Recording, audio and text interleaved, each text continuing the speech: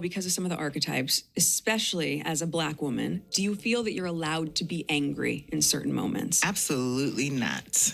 Meghan Markle is getting real with Issa Rae about the angry Black woman stereotype.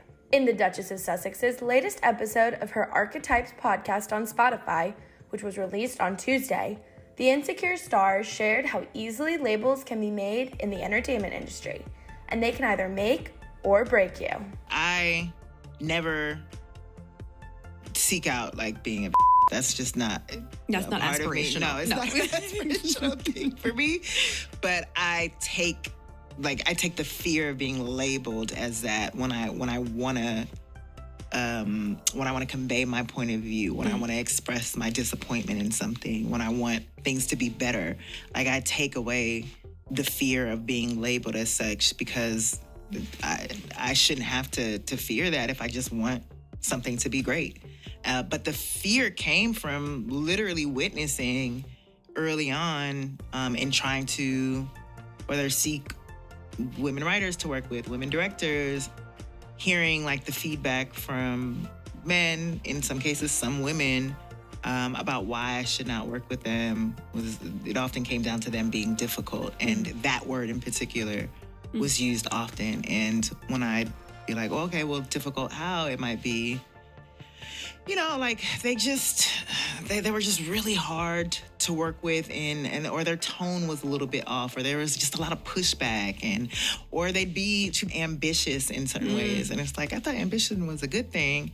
But I would listen. I would take their word for it. And that person may not get a job because of what one man or women said about them. And I always thought damn, well, what if somebody said that about me? Would they just immediately take their word for it? And what context would that be used in? The 37-year-old actress then went on to share that she feels as though she can never get mad anymore in public, being a Black actress.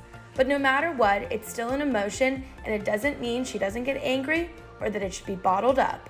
Well, but was there a point in your life, and maybe it still happens to you now, where because of some of the archetypes, especially as a Black woman, do you feel that you're allowed to be angry in certain moments? Absolutely not.